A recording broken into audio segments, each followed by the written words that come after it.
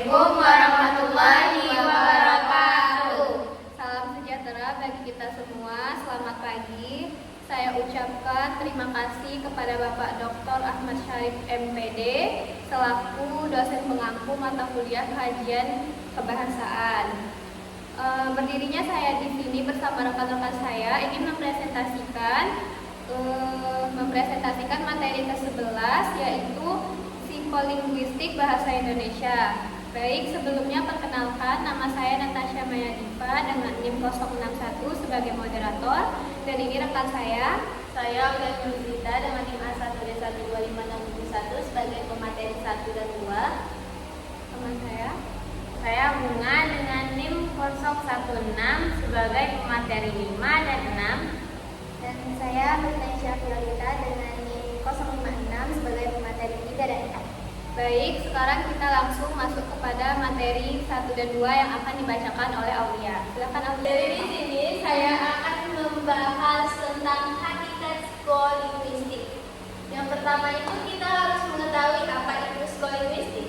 Nah, psikolinguistik itu adalah ilmu yang mempelajari antara bahasa dan proses mental manusia. Yang mana khususnya itu bagaimana seseorang membentuk, memahami dan menggunakan bahasa tersebut. Yang artinya ilmu ini membahas bagaimana kita bisa berbicara, memahami bahasa dan menggunakan bahasa tersebut dalam kehidupan sehari-hari. Nah, menurut Robert Lado, psikolinguistik itu adalah merupakan gabungan dari linguistik dan psikologi untuk mengkaji bahasa secara menyeluruh. Ruang lingkup psikolinguistik sendiri itu mencakup proses mental dalam berbahasa seperti produksi bahasa, pemahaman bahasa, persepsi, dan ingatan. Selain itu juga mencakup komponen bahasa seperti fonologi, morfologi, sintaksis, dan semantik serta pragmatik, dan pemerolehan bahasa dan hubungan bahasa dengan otak. Nah, contohnya itu saat kita mendengar orang berbicara, otak kita pasti langsung memproses dan memahami makna tersebut. Begitu juga saat kita ingin berbicara, otak kita pasti akan menyusun terlebih dahulu kata-kata yang ingin kita keluarkan, yang ingin kita ucapkan nantinya. Jadi, psikolinguistik itu tidak hanya membahas bahasa, tetapi juga bagaimana proses mental kita bekerja saat berbahasa. Slide selanjutnya. Nah, materi selanjutnya yaitu konsep pemerolehan bahasa yang mana merupakan proses bagaimana manusia memperoleh kemampuan bahasa melalui aktivitas mental seperti memahami, mengingat, dan menghasilkan ujaran. Pemerolehan bahasa terjadi secara alami, terutama pada bahasa ibu, yaitu melalui interaksi sehari-hari. Nah, pemerolehan bahasa ini merupakan proses seseorang untuk mendapatkan bahasa secara alami, yang terutama itu sejak kita kecil. Contohnya, anak kecil itu bisa berbicara tanpa diajarkan secara formal, karena mereka bisa belajar dari lingkungannya, seperti dari orang tua dan orang di sekitarnya. Nah, di dalam psikolinguistik juga, pemerolehan bahasa itu berbeda dengan pembelajaran bahasa. Pemerolehan bahasa itu bersifat alami, sedangkan pembelajaran bahasa itu bersifat sadar melalui pengajaran yang akan diajarkan oleh pendidikan. Nah, di dalam bahasa asing, pemerolehan itu dapat terjadi secara terpimpin lewat guru atau secara alamiah lewat komunikasi langsung. Faktor interaksi dan motivasi juga sangat mempengaruhi cepat atau lambatnya penguasaan bahasa. Sekian materi dari saya. Selanjutnya saya serahkan ke moderator. Baik, kita akan lanjut ke materi 3 dan 4 yang akan dibacakan oleh Nina. Silakan Nina. Baik, di sini saya akan menjelaskan proses pembelajaran bahasa. Pembelajaran bahasa berkaitan dengan proses memahami dan memproduksi bahasa yang melibatkan sistem mental manusia. Bahasa dipahami melalui berbagai subsistem seperti fonologi, morfologi, sintaksis, dan leksikon, serta melalui fungsi interpersonal dan interpersonal. Dalam prosesnya, pembelajaran bahasa melibatkan persepsi terhadap bunyi, pemahaman makna,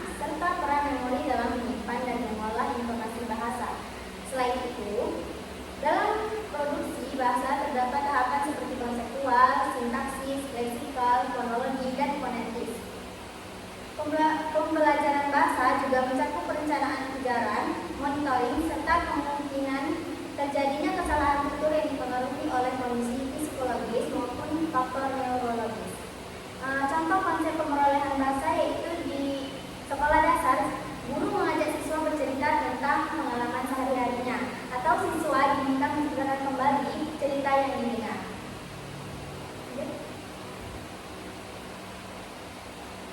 Pada materi keempat, tahapan perkembangan bahasa anak. Perkembangan bahasa anak berkaitan dengan proses pemerolehan bahasa yang berlangsung secara bertahap sejak masa awal kehidupan.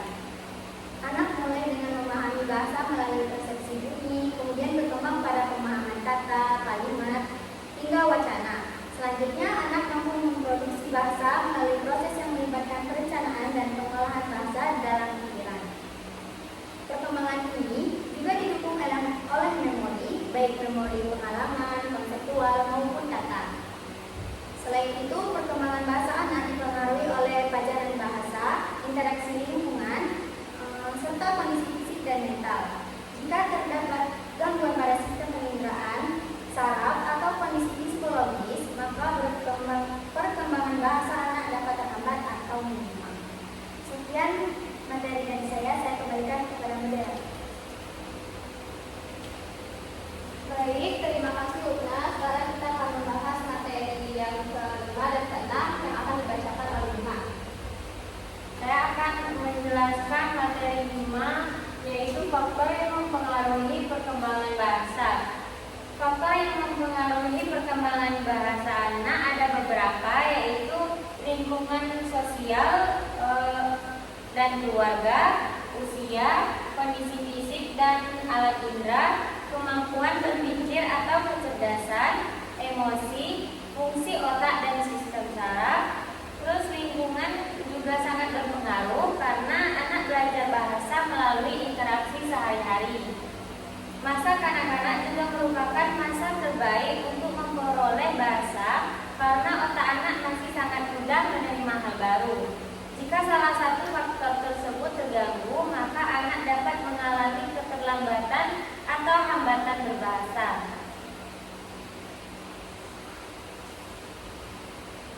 Lalu materi yang keenam yaitu implikasi psikolinguistik dalam pembelajaran bahasa Indonesia di sekolah dasar.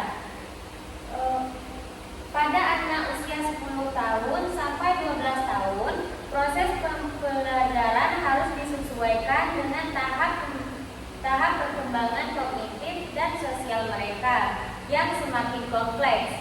Terus guru harus menyadari bahwa pada anak usia ini sering mengalami perkembangan kemampuan morfologi, sintaksis, semantik, dan pragmatik. Maka dari itu, bahan ajar yang diberikan harus sesuai dengan kemampuan linguistik siswa.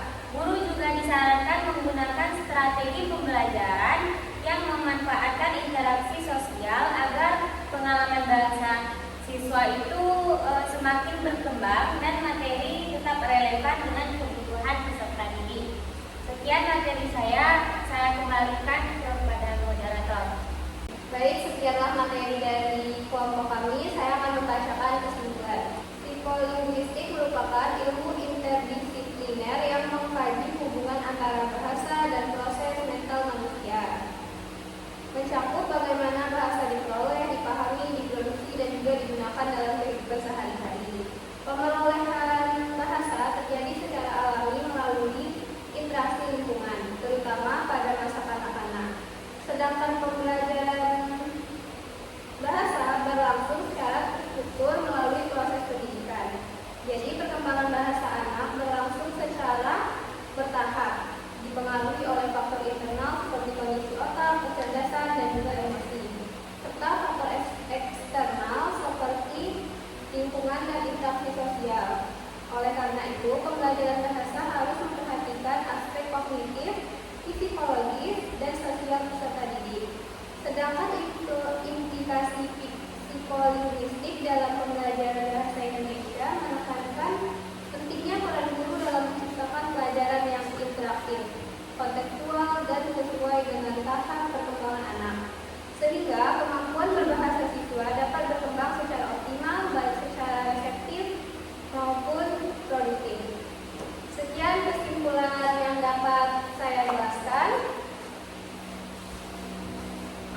ucapkan terima kasih. Mohon maaf bila ada kata